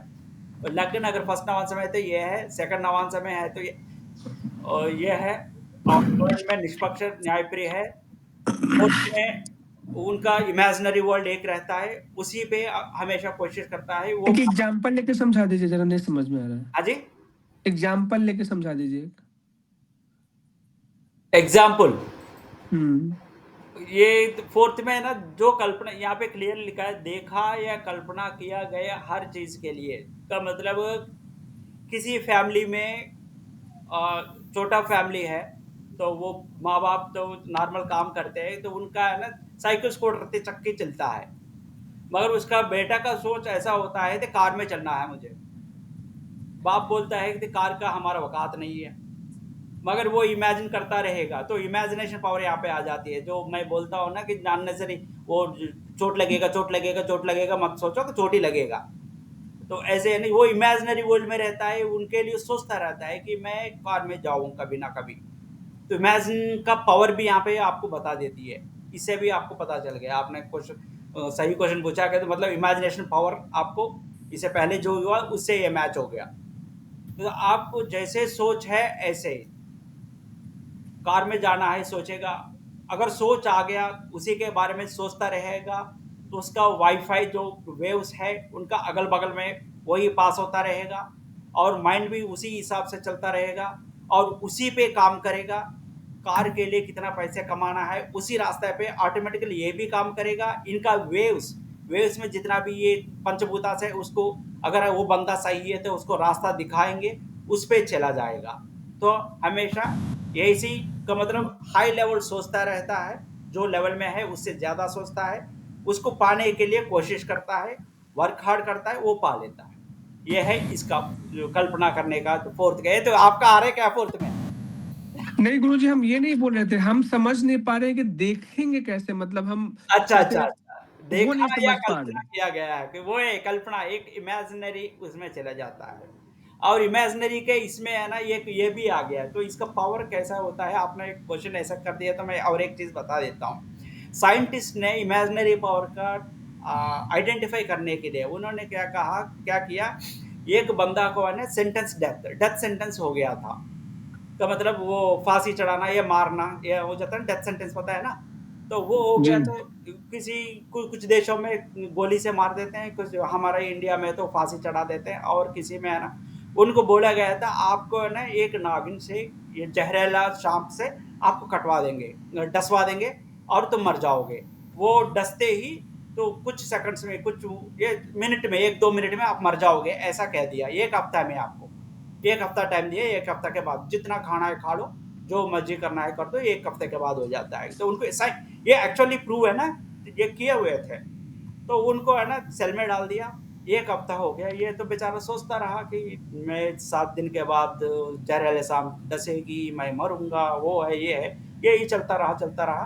तो 7वें दिन कंप्लीट हो गया, सुबह लेके आया उसको, है ना आंख पे पट्टी बांध दिया, पट्टी बांध के बिठा के उसको कुछ नहीं किया उन्होंने क्या किया कि तो 2 उंगली लेके, ये 2 नौकेला लेके है ना ऐसा करा बस हाथ में, ऐसा जब 2 वो लगा दिया, लगाने के बाद 2 मिनट में वो मर गया था। 2 मिनट में मरने के बाद ये आश्चर्य, वो तो आप सोच सकते हो कि इन्होंने माइंड में ये पॉजिटिव ये थिंक करता रहा कि ये वो डस गया है तो मैं मर जाऊंगा। तो ये जैसे ऐसा हो गया, तो जनरल पीपल तो यही सोचेंगे ना कि हार्ट फेल्यूर हो गया, तो उनका थिंकिंग ऐसा है, मरूंगा, वो डसेगा ऐसे करके वो एकदम हाई बीपी हो गया, हार्ट बंद होके मर गया, ये सोचते हैं। मगर साइंटिस्ट ने और डीपली चला गया, तब उनका बॉडी पोस्टमार्टम किया गया था, उनका बॉडी में जहरीला सांप का जो जहर बोले थे ना, वो जहर पाया गया था उसका बॉडी में। वो कहां से आ गया? दिमाग से, दिमाग सोच से। हाँ, दिमाग के जैसे आप सोचोगे आपका बॉडी उसी हिसाब से काम करेगी। तो आपने कहा कि जहर से मरूंगा मैं, तो 7 दिन से बॉडी को इंस्ट्रक्शन देता रहा, तो ऑटोमेटिकली काम कर दिया बॉडी ने, ब्रेन ने और पंचभूतास ने आपको हेल्प कर दिया बॉडी को, ताकि वो जहर अंदर क्रिएट करे। बॉडी अपना आप अंदर जहर क्रिएट कर दिया। तो ये क्रिएटिविटी ये कहां से आ गया? तो वो है ना आपका सोच से। ब्रह्मर्षि विश्वामित्र वो भी सोच से ही बढ़ गए थे, वो है ना, वो तो नॉर्मल महाराजा था, वो ब्रह्मर्षि बनने के लिए चला गया, वो त्रिकंस स्वर्ग, वो दूसरा क्या सृष्टि करने में लग गया। तो ऐसे सोच जितना है ऊंची है उसी हिसाब से बंदा जाएगा, मगर उसके लिए पाप कर्मा नहीं करना है। पाप कर्मा करते तो बगल में पुलिस है, पंचभूतास को मार देंगे, आप किसी काम का नहीं रहोगे। तो नेक्स्ट फिफ्थ का हो जाता है, तो native is virtuous, wealthy, lives long and blessed with many sons. अच्छा रहेगा इनका इसमें। ये 6th वाला ही खराब है यहाँ पे, तो इनमें 9th में है ना सिर्फ 6th वाला खराब है, और 9th वाला भी थोड़ा सा खराब है। ये तो कवर्ड है, fraudulent, over ambitious, revengeful, lax in male potency. ये किसी काम का नालायक मान लो, ऐसा बंदा है ये हर चीज के लिए। 7th में ब्रेव है, वॉरियर है, जो भी काम करता है वो उसमें सफलीकृत हो जाता है, और ये मगर मारपीट ज्यादा करता रहता है। तो ये 7th वाला ऐसा है, वो बातें बाद में करते हैं, पहले हाथ चलाते हैं, बाद में मुंह चलाते हैं, ऐसा बंदे होता है ये। इसलिए मैं पकड़ा था कि ये मेरे बेटा है, वो भी ऐसी है। हम मैं तो मुंह चलाता हूँ, बाद में हाथ तो बहुत कम है। तो इनका क्या है कि ये ऐसा बंदा है ये। तो 8th है सेल्फ डिसिप्लिन, चेस्ट और virtuous, has strong faith in. ये तो है ना एक सांप्रदायिक पर्सन मान लो, तो ऐसा बंदा है। 9th में ये है, ये थोड़ा सा खतरनाक आदमी है, तो ये मेरे बॉस वेरी स्ट्रिक्ट बोलते हैं ना, ऐसा वाला आ जाते हैं यहाँ पे। एक्सपर्ट्स इन जॉब एक्सपर्ट रहते हैं, मगर ये है ना क्रूएल होते हैं, सबऑर्डिनेट्स को इतना सता देते हैं ना। आपका बॉस कोई आपका कंपनी में ऑफिस में कोई बॉस ऐसा है, तो उनका सिर्फ कुंडली देखे ना कौन सा नवान सा लगना देख लीजिएगा। अगर 9th है तो वो बहुत खराब आदमी है, मतलब आपको परेशान करता रहेगा। उनका जॉब दिखना चाहिए बस, इसके अलावा कुछ नहीं है। Strict control, keep his senses in strict control, cruel and not willing to listen to others. ये 9th नवांसा का है। और ये भी बोलते हैं कि 9:30 हो गया, तो हम थोड़ा सा फास्ट चलते हैं। अगर लग्न में सूर्य है, वो प्रतिभाशाली, धार्मिक, निर्भक, क्रूर, अधिक रूप से उतार चढ़ाव रहता है, संतान से भी प्रॉब्लम हो जाता है। ये तो एक का मतलब ये जो इफेक्ट्स है ना, पॉजिटिव है तो पॉजिटिव रिजल्ट्स लेना है आपको, नेगेटिव है तो नेगेटिव रिजल्ट्स लेना है। सूर्य अगर लग्न में रहता है उनका ये है, और चंद्र है ये ब्यूटीफुल रहेगा, विर्चुअस, ये सारे पढ़ लेना आप। कुछ है ये fair brown hair, round eye, cut, ये यहाँ पे एक मार्क आ रहा है, cut mark on the head. बच्चे नीचे गिर के यहाँ पे एक निशाना लग जाता है ना, तो वो भी इसके वजह से होता है। बहुत लोगों को देखे होंगे, मैं भी देखा था बहुत लोगों को, ऐसा है ना बचपन में ही चल जाता है, ऐसा करता है। मगर कुछ है ना, कुछ तो बहुत खतरनाक है, मतलब खतरनाक होता है, अडल्ट्रस पर्सन हो जाता है ये बुध है। अजी ये लग्न जो नवांसा में D9 में जो लग्न में होगा उसको देखेंगे ना, उसके लिए लग्न अधिपति, लग्न अधिपति ना, ठीक है। तो ये बुध है, तो ये कैरेक्टर है, नेटिव इज ब्यूटीफुल।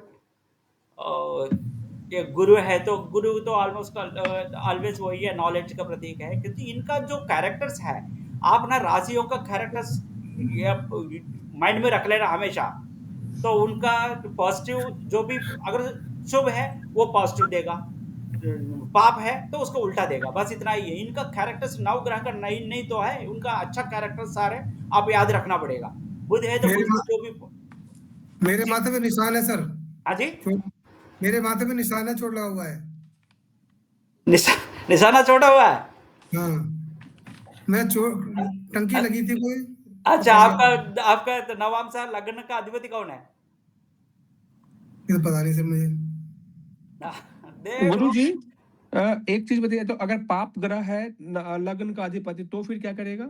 लग्नाधिपति कभी भी पापी नहीं होता है, ये याद नहीं है आपको? पाप ग्रह है ना, लग्न अधिपति जो D9 में है वो पाप ग्रह है। D9 में पाप ग्रह कहां से होगा? नहीं, शुभ जैसे पाप लग्न से ही देखा जाता है। अच्छा, उसमें D9 में शुभ पाप ना का कोई ना लेना ना, देना नहीं है। उसमें नहीं। तो इसमें जो जैसे मान लीजिए मेरा सूर्य दिखा रहा है, सूर्य है, तो ये अच्छा ही रिजल्ट देगा, उल्टा नहीं देगा। ना, आपका अच्छा ही देगा। ठीक है। वो तो वर्गस में जो डिविजन्स में जब जाते हैं ना, उनका कौन सा पोजीशन में कब करेगा काम, वो देखने के लिए उनका पोजीशन देख लेते हैं। मैंने इसको बताया ना कि उनका पापा कहाँ पे है, गाली नहीं सुनना है तो लान में है, वहां पे है, यहाँ पे है, किचन में है, कहाँ पे है, वहां तक नहीं जाऊंगा, वो डांटेगा मुझे। तो कहाँ पे है पर्टिकुलर एरिया, पर्टिकुलर टाइम बताने के लिए हम डिविजन्स में चलते हैं। तो वो उसका पाप है तो पाप, लग्न का जो D1 का जो पापी है वो पापी है, ऐसा है। लगन में लग्नाधिपति कभी भी पापी नहीं होता है। लगन में बुध है सर मेरे। लग्न बुध है। जी, कन्या। कौन सा लग्न है, D1 है D9 है? D1 का बता रहा हूँ मैं तो सर आपको। D9 का लग्न बताओ। D9 का बता सर मुझे। D9 आपका लग्न कौन सा डिग्री में है वो देख लो, उसमें डाल दो। अगर चर राशि, स्थिर राशि, द्विराशि, स्वभावी, वो देख लो। चर राशि है तो उसी में, उसकी राशि में डाल दो। और चर स्थिर राशि है तो वहां से लग्न से 9th उसमें डाल दो, ऐसे है। मेरा गुरुजी लग्न में D9 में सूर्य है। सूर्य है तो प्रतिभाशाली है, धार्मिक है, ये ऐसा लिखा हुआ है। हाँ, अधिक, कुछ इसी तरह है। मगर अधिक रूप से उतार चढ़ाव हो जाता है लाइफ। हाँ, बहुत ज्यादा। तो ये उसी हिसाब से आप कंपेयर कर लो, यहाँ पे नहीं।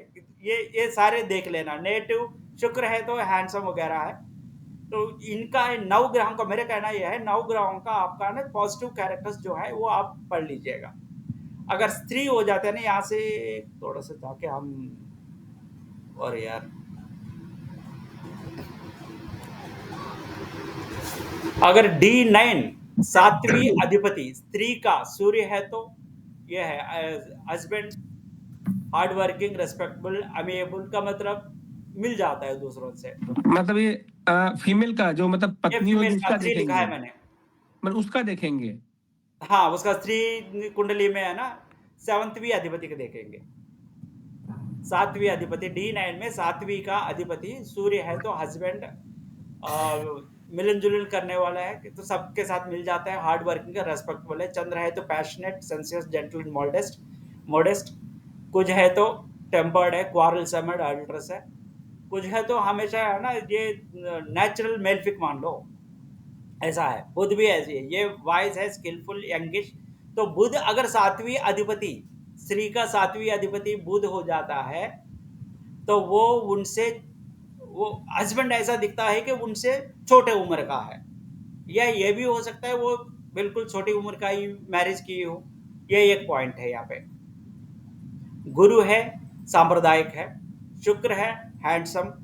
एंड शनि है, बोल्ड, वीक एंड सिक्की। ये स्त्री का उससे देखते हैं। और ये पढ़ लेना आप, D9 में लग्न में ग्रहों, स्त्री का D9 का लग्न में अगर चंद्र बुधु के साथ होता है, बुध के साथ होता है, lady is intelligent and happy and skilled. Ladies के लिए चंद्र रह के गुरु रहता है, गुरु के साथ रहता है, ये वेल्थी एंड रेस्पेक्टेबल पर्सन है। चंद्र का साथ शुक्र रहता है, शुक्र तो ब्यूटीफुल है, ब्यूटीफुल, यंगिश, हैप्पी एंड एनवियस। दूसरों को ले थोड़ा सा जलन हो जाती है। लग्न में सर? हाँ, ओनली इन लग्न? हाँ, ये लग्न में, D9 का लग्न में, ओके। D9 का लग्न में यहाँ पे लिखा है। तो स्त्री D9 का लग्न में ग्रह जो ग्रह है, चंद्र बुध दोनों, चंद्र गुरु, चंद्र Shukra, Budh Shukra, she is attractive, artistic, loved by husband. Budh Guru, she is happy, talented, healthy and wealthy. Kuja Shukra, she is bold, attractive but loose moral. ये कुछ अडल्ट्रस वाला है, शुक्र और क्या बोलते ब्यूटीफुल वगैरह है. तो दोनों मिलके यहाँ पे तो ऐसा हो जाता है. ये है ना स्त्री का D9 में 7वीं में, यहाँ पे तो लग्न है, यहाँ पे 7वीं में ग्रह के लिए बोलता है कि ये 2 या ज्यादा पापी होता है. 7वीं में D9 में 7वीं भाव में 2 या ज्यादा ग्रह हो जाता है या ज्यादा पापी होते हैं, 2 या ज्यादा पापी होते हैं बिना शुभ ग्रह, तो वो विडो हो जाती है. ये विडो होना ये बहुत दुर्घटना ऐसा नहीं है. ये विडो का मतलब दूसरा इसमें भाव में मत लेना. विडो मतलब तुरंत हस्बैंड मर जाता है, ऐसा नहीं है. तो 90 साल या 100 साल जीने के बाद भी इसका मतलब है विडो मतलब एटलीस्ट एक दिन विडो रहेगी का मतलब है हस्बैंड वाइफ से पहले गुजरेगा. विडो मतलब ये पाप का वर्ड नहीं है, ये ध्यान रखना पड़ेगा आपको. ये विधवा हो जाएगी, विधवा बोलते हैं हिंदी में, क्या बोलते हैं, जी विधवा हो गुरु जी, जाएगी, विधवा विडो हो बोलते हैं. जाएगी कि तो वो तो ये पाप है, ऐसा मत सोचो. अब वो दोनों जिएंगे तो एटलीस्ट 1 मिनट पहले वो गुजर जाएगा बंदा. बस वीडियो हो गई है ना वहां पे. तो वही सी तो आप ये बोल सकते हो वीडियो यूज करने से बढ़िया कि आपसे आपका हस्बैंड जल्दी जाने का संभावना है. ये कुज और शुक्र साथ या 7वीं में कुज और शुक्र के, कुज शुक्र दोनों मिलके रहे, या कुज शुक्र स्थान में और शुक्र कुज स्थान में का मतलब कुज अधिपति जहां पे जिस राशि में है वो शुक्र, वहां पे शुक्र है. शुक्र अधिपति जहां पे है वहां पे कुज है. तो अदला बदला हो गया. तो तभी भी इसका इस लेडी का एक्स्ट्रा मैरिटल अफेयर्स रहने का चांसेस है मोस्टली. ये D9 लग्न में किसका रहा चंद्र जी, D9 लग्न में संबंधित ग्रहों दशा अंतरदशा स्टार्ट में शुभ देता है. जो भी D9 लग्न से संबंधित जो भी है का मतलब दृष्टि है, राशि दृष्टि है, सीधा 7वीं दृष्टि है, उसके साथ जो भी अगल बगल ग्रह है, ये भी है ना, अगल बगल का भी आपको देखना पड़ेगा सपोर्टिव. तो सिर्फ आपका फैमिली के हिसाब से मान के चलो, आपका कुंडली आपका फैमिली, तो आपका सपोर्ट अगल बगल से होती है और दूर से जो देख रहे हैं उनका भी हो जाती है, और किसी ने सपोर्ट कहीं से कर रहे पॉजिटिव है वहां से भी हो जाता है. ये सारे मिलके ऐसा है. तो D9 लग्न से जो भी संबंधित ग्रह है वो ग्रह उनका दशा अंतरदशा में कभी भी अगर पाप ग्रह है तो स्टार्टिंग में पाप ज्यादा पाप देगा, मिड में मिश्रित लेगा, एंड में थोड़ा सा कम करेगा. तो उसका जो भी नेचर है शुभ है तो पहले शुभ देगा और मिडिल में मिश्रित देगा, आगे जाकर शुभ खत्म हो जाएगा. तो इसी हिसाब से चलता है उनका. D9 का लग्नेश D1 का केंद्र में है. यहाँ पे शादी कब होगी, क्या है शादी के बारे में, इसके बाद तो इसमें चलता है. और हो सकता है तो मैं ये भी आज कंप्लीट कर दूंगा, नहीं तो नेक्स्ट D10 वगैरह करके. हाँ गुरु जी, इसको धीरे धीरे चलते हैं, नेक्स्ट क्लास में भी कर लेंगे, कोई दिक्कत नहीं है, धीरे धीरे. तो यहाँ पे है ना नवांश कुछ भी है नेचुरल, ये एनबी मतलब नेचुरल बेनिफिक्स है, नेचुरल मेलिफिक्स है. ये तो हर बार आपको लिखना पड़ता है कि ये चार्ट पे ही लिख के रख लेना आप, जैसे मैं लिख के रखता हूँ ना, ये नीचे लिखा है तो मैं बता दूंगा. ये नवांश कोई भी एक कुंडली लेते हो ना आप, अगर D9 पढ़ना है तो आप पॉइंट वाइज ऐसे जाना है. यहाँ पे डिग्रीज पकड़ लिया, यहाँ पे कंबशन का पकड़ लिया, यहाँ पे नीचे लिख लिया आपने शुभ अशुभ, यहाँ पे लिख लिया. ये सारे रख के एक फॉर्मेट, एक फाइल बना दो. किसी का भी कुंडली है सीधा उसके अंदर घुसा दो और उससे यहाँ से कितना क्या रहा है, यहाँ पे क्या चल रहा है, यहाँ पे क्या चल रहा है, ऐसा करके इजी रहता है. चलो तो अभी हम आ रहे हैं यहाँ पे. तो D9 लग्नेश लग्नाधिपति, D9 का लग्नाधिपति D1 का केंद्र में है. केंद्र पता है ना, ये 4 1 4 7 10 ये 4 केंद्र हो गए ना. तो D1 का केंद्र में रहता है तो उसका जल्दी शादी हो जाएगी का मतलब टीन एज में हुई शादी हो जाएगी, वहां पे टीन एज में ही. और D1 त्रिकोण में रहता है, त्रिकोण में रहता है तो 25 साल से पहले ही शादी हो जाएगी, 25 साल से पहले। D9 का लग्नाधिपति D1 में लग्न कुंडली में त्रिकोण में रहता है तो। और सात में सातवीं अधिपति, सातवीं भाव में सातवीं अधिपति, तो D9 का लग्नेश है यहाँ पे, D9 का लग्नाधिपति 7 में, सातवीं का अधिपति 12वीं में होता है तो शादी 25 के आसपास होगी। केंद्र में लग्नाधिपति केंद्र में रहता है, D1 का केंद्र में रहता है, शादी टीनेज में होगी। त्रिकोण में रहता है D1 का 25 से पहले होगी, का मतलब 19 to 20 to 25 के बीच में होगी। और D9 का लग्नेश 7वीं भाव में रह के 7वीं भाव का अधिपति 12वीं भाव में रहता है तो शादी 25 के आसपास होगी, तो 25-26 में होगी। और D1 तो लग्न कुंडली होगा, D1 का 8th राशि D9 का 7th राशि है और D9 लग्न में शुक्र है। ये थोड़ा सा आपको सावधान से देखना है। लग्न कुंडली का 8वीं राशि D9 का 7वीं राशि, 7वीं ग्रह में है। D9 का 8वीं राशि और D1 का D9 में 7वीं ग्रह में है और D9 का लग्न में शुक्र है तो शादी 30 के आसपास होगी। ये जो मैंने लिखा है तो बाद में भी पढ़ लो, मगर समझ में आ गया ना यहाँ पे जो लिखा है, बाद में कंफ्यूज ना हो जाए। D1 का 8th राशि D9 का 7th में है, 7th है लिखा, 7th में है और D9 लग्न में शुक्र है तो शादी 30 के आसपास होगी। और D9 का लग्नेश लग्नाधिपति 6th या 8th में है, पापी के साथ, पाप ग्रह के साथ, या पाप ग्रह का प्रभाव है यहाँ पे, तो ये शादी 30 के बाद होगी। D9 का लग्नाधिपति 6th में या 8th में होके पापी के साथ हो या पापी का प्रभाव हो उसके ऊपर, पापी का दृष्टि हो, तब होगी शादी 30 के बाद होगी।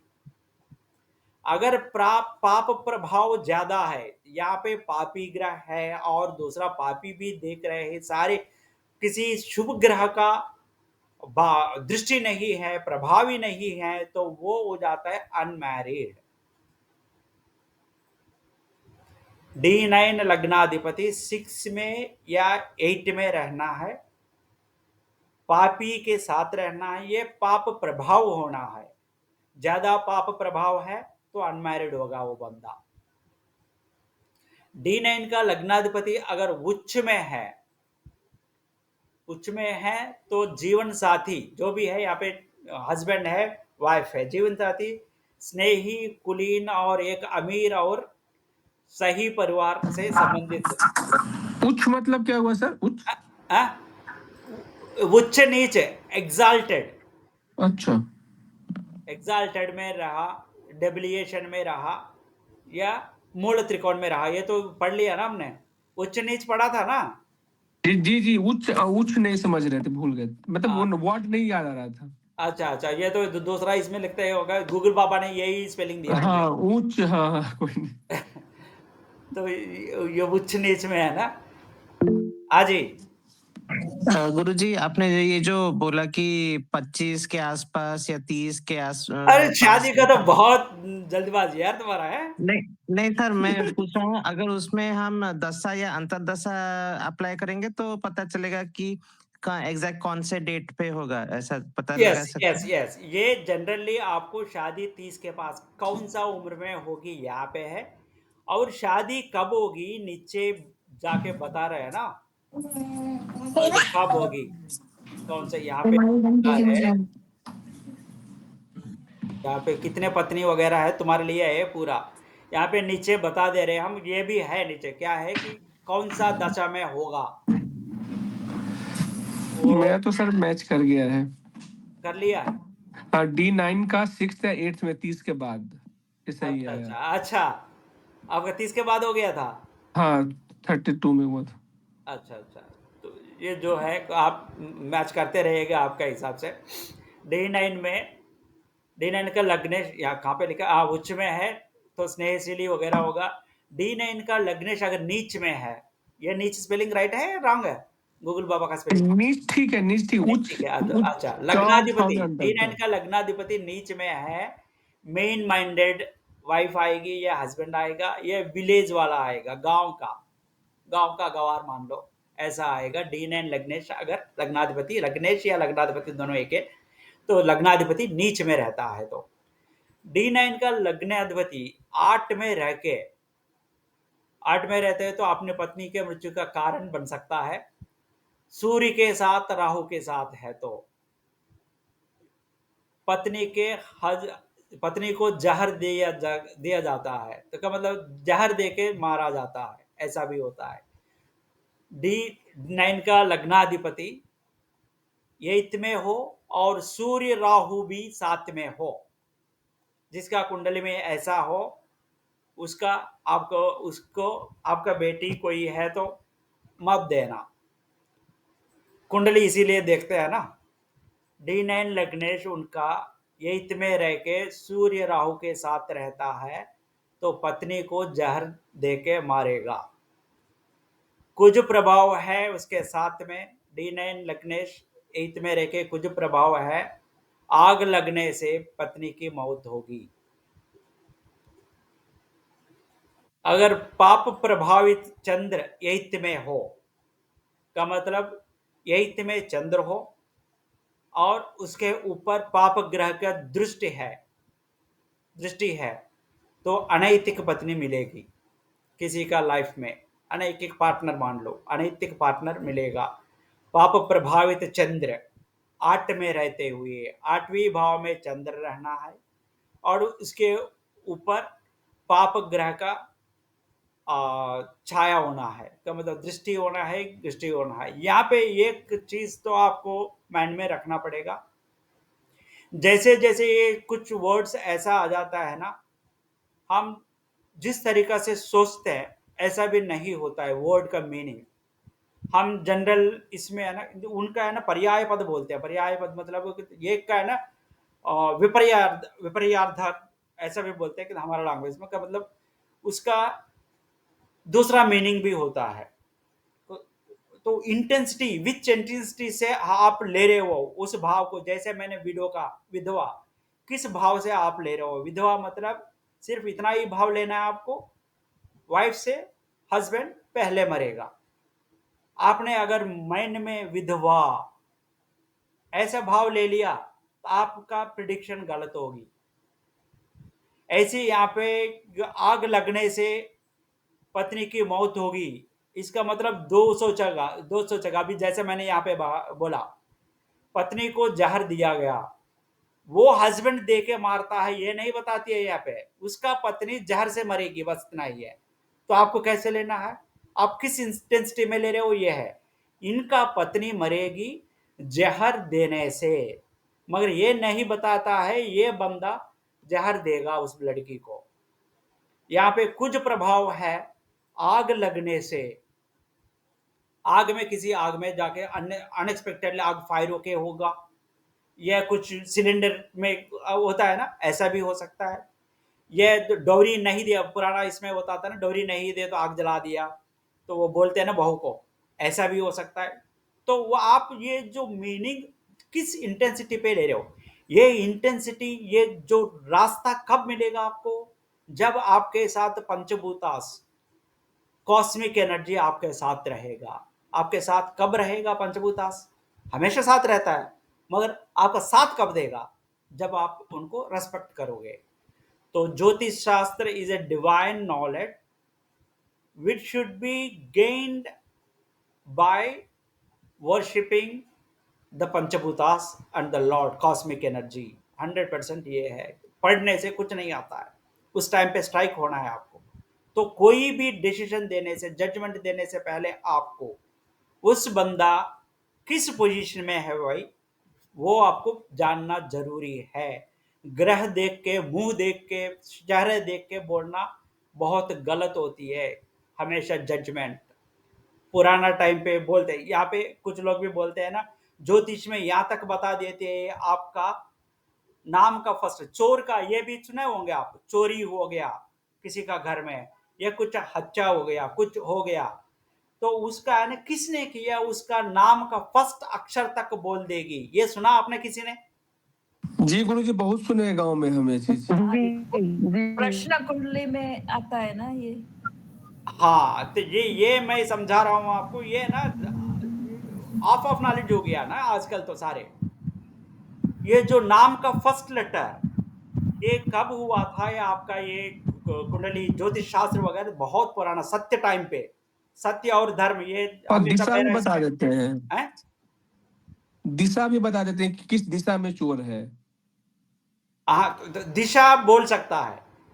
नाम नाम के बारे में जब मैं बता रहा हूँ, ये तो सत्य के हिसाब से चला। उस टाइम पे हर बंदा का नाम जो उस टाइम पे है ना, नाम से ही आपका गुणगण बता देते थे, क्योंकि हर सबको पता ही है।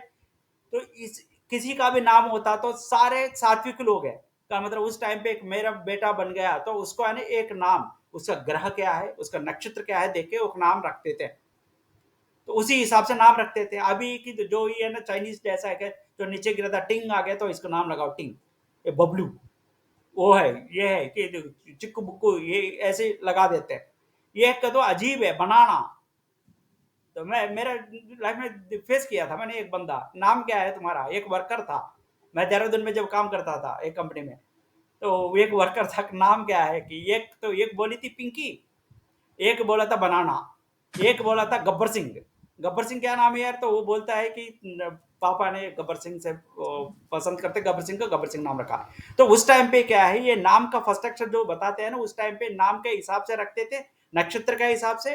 तो कौन सा नक्षत्र का है उसी हिसाब से ये लेटर में हो सकता है बोलते थे। अभी बोल नहीं सकते हैं, धर्म चेंज हो गया, टाइम चेंज हो गया, अपना मर्जी से नाम रख रहे, तो आप इमेजिनेशन में भी नहीं आएगा कौन सा नाम है, तो उसी हिसाब से मत जाना। तो जो एक्चुअल दिशा वगैरह बोल रहे हैं वो तो उसी हिसाब से तो पता चलती है। यहाँ पे अभी हम जब बात करने वाले हैं, आपका वाइफ होने वाला पत्नी देबाशिष जी, आपका पत्नी कौन सा दिशा में रहने वाली है वो भी आपको पता चल जाएगा, आप खुद ही बताओगे इस रास्ता में रहेगा करके। सुबह उठ के पूरा बैग लगा के, बैग लेके उस दिशा में चलते रहो, मिल जाएगा। ऐसा मत करना काम। तो अभी कहाँ तक पहुंचा ये कहाँ तक पहुंचे, अभी 10 बज रहे हैं कि ये 2 पॉइंट लेते हैं, ये इसका तो कल करते हैं। राहु के तो कुछ प्रभाव अगर कुछ के साथ रहता है D9 लगने से 8 में, तो आग लगने से पत्नी मर सकती है। पाप प्रभावित चंद्र 8 में होता है, अनैतिक पत्नी रहती है या अनैतिक पति रहता है। 7वीं अधिपति शुक्र या कुज है, अपने जीवन साथी के प्रति स्नेह और वफादार होता है। किसी का भी 7वीं अधिपति सूर्य या कुज, शुक्र नहीं है, सूर्य या कुज होता है। सूर्य आपका है ना? जी गुरुजी। हाँ, तो आप बहुत अच्छा प्यार करते हो वाइफ को, ऐसा वफादार रहते हो, तो जी ऐसा बताती है वफादार हो। किसी से जी डेली एकदम। पूछोगे आप अच्छे हुआ तो अच्छा हाँ हाँ बोलेगा, तो आप भी बोलते रहो। नहीं नहीं जी, वफादार तो है पूरा। हाँ ठीक है, बढ़िया बढ़िया है। यदि सूर्य और बुध 7वीं भाव में हो तो एक दूसरे से शारीरिक और भावनात्मक संबंध रहते हैं, का मतलब बहुत अच्छा made for each other family हो गया, ये मान के चलो। यदि 7वीं स्वामी के रूप में शुक्र उच्च का है, का मतलब 7th अधिपति, 7वीं भाव का अधिपति शुक्र हो आपका, शुक्र 7वीं भाव का अधिपति होना है, तो 7वीं भाव में कौन सा राशि होना है? तुला। ऋषभ और तुला। वो होना है। अगर है तो उच्च का है, उच्च का होना है, शुक्र हो और उच्च का है और मंगल के साथ है, तो ये क्या होते, तो व्यक्ति के कई व्यक्तियों से रिलेशन हो जाता है, ये कई व्यक्तियों के साथ संबंध हो सकता है, ऐसा है तो। 5th अधिपति या भाव पापग्रस्त है या पाप दृष्टि है उसके ऊपर, तो बच्चों के लिए चिंतित रहेगा। पांचवी अधिपति, यह पांचवी भाव का ऊपर पापी का प्रभाव, ये पाप ग्रह वहां पे है। पांचवी भाव या पांचवी अधिपति आ गए, तो पांचवी अधिपति पाप स्थान में रहे, या पांचवी अधिपति पापी हो और पाप का प्रभाव हो, दृष्टि हो, तो उनका है ना बच्चों के लिए चिंतित होता है। तो मतलब वो बच्चों होना मुश्किल हो जाता है इनका। नेचुरल मेलिफिक्स 12th में अधिपति होके, नेचुरल मेलिफिक्स कौन सा है? सूर्य, कुज, शनि, राहु, केतु, ये नेचुरल मेलिफिक्स है। ये अगर आपका कहां लगा नेचुरल मेलिफिक्स 12वीं भाव में होके, 12वीं का अधिपति होके 3, 6, 10, 12 भावों में और 5 और 7 में पाप ग्रह होता है, तो बच्चे खो जाते हैं। ये थोड़ा सा लंबा है, अब क्लियरली पढ़ लो आप। नेचुरल मेलिफिक्स, ये जो ग्रह है वो 12वीं भाव का अधिपति होना है, और वो लोग जाके 3, 6, 10, 12 में बैठना है, और 5 और 7 में पाप ग्रह होना है। 5, 7 में पाप ग्रह होना है उस लग्न का, और ये जाके 3, 6, 10, 12 में रहना है, तब बच्चे खोने का संभावना है। तो इसमें और एक पॉइंट आपका इससे है ना, एनालिसिस से आपको पता चलता है कि ये जब राशि का वर्षफल होता है, वर्ष कुंडली होता है, उस सिचुएशन में ये सिचुएशन आ जाता है। ये सारे एक ही बंदा का इसमें नहीं होता है ना, एक ही लग्न कुंडली में नहीं होता है। इसका मतलब आपको ये पॉइंट ध्यान में आना चाहिए कि ऐसा सिचुएशन जब बंदा को चेंज होता रहता है ना, पोजीशन चेंज होता रहता है, ट्रांसिट्स होता है, किसी भी साल में ट्रांसिट्स के हिसाब से इस पोजीशन में आ जाता है ग्रहों, इस फार्मूला को अप्लाई हो जाता है, तब आपका प्रॉब्लम वो हो जाता है। नवांश लग्न के ही करते हैं, तो वर्ष कुंडली का नहीं करते हैं, नवांश का नहीं है, नॉर्मल जो कुंडली का हम बात करते हैं, जो भी पॉइंट्स है उस पॉइंट से ट्रांसिट में वो पॉइंट्स अप्लाई हो जाता है उस एरिया में, तो उस साल में वो होने का संभावना है। ये याद रख लो। समझ में आ गया ये पॉइंट क्लियरली? जी गुरु जी। किसी को समझ में नहीं आए तो पूछ लीजिएगा। ये पॉइंट ध्यान में रखना है आपको। जो भी यानी नवांशा और गोचर का कुंडली दोनों साथ में देखना है? नहीं, नवांशा और D1 लग्न कुंडली दोनों साथ में देखते हैं हम, D1 और D9 जो भी। तो मैं ये पॉइंट बता रहा हूं मैं कि D1 लग्न कुंडली देख के हम जो भी पॉइंट्स बताते हैं, कंडीशंस, ये कंडीशन है तो ये सिचुएशन होता है, वो कंडीशन भले लग्न में ना हो, आपका लग्न कुंडली में ना हो, लग्न कुंडली एक सिर्फ बेसिस है आपका आगे जाने वाला कंडीशंस के लिए। आपको आगे जाके ट्रांसिट्स में जब ग्रह घूमते रहते हैं उस पोजीशन में जो मैंने कहा पॉइंट, वो पॉइंट उस साल में कंप्लाई होता है। कब उस साल में वो सिचुएशन में आ गया वो ग्रह सारे, तब वो फलित भी आ सकता है। ये जरूरी नहीं है कुंडली लग्न कुंडली देखते ही तो वो हो गया करके। आए समझ में? हाँ। ये ध्यान रख लीजिएगा। चंद्र प्रकाश जी, चंद्र प्रकाश जी, हाँ जी सर, समझ में आ गया ना?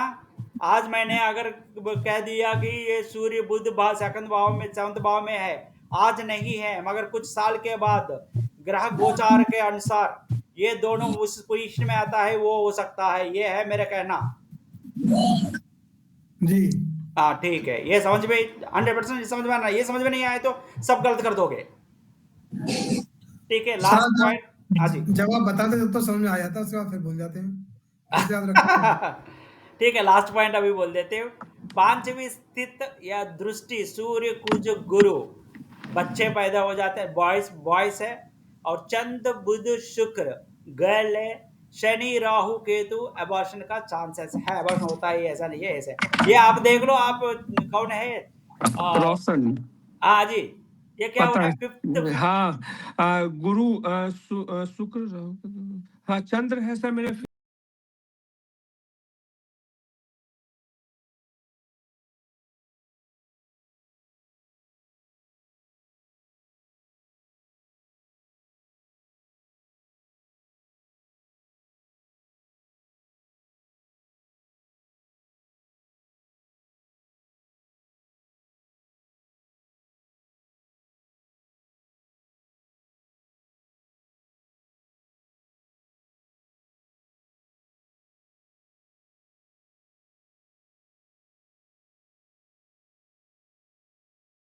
कि तो मंगलवार को ही लगा देते हैं 29।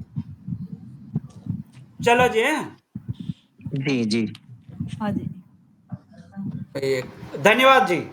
धन्यवाद धन्यवाद गुरु सर, जी, धन्यवाद। शुभ रात्रि गुरु जी। तो मैं स्टॉप करता हूँ, क्या स्नैप स्क्रीन रिकॉर्डिंग स्टॉप कर दूं?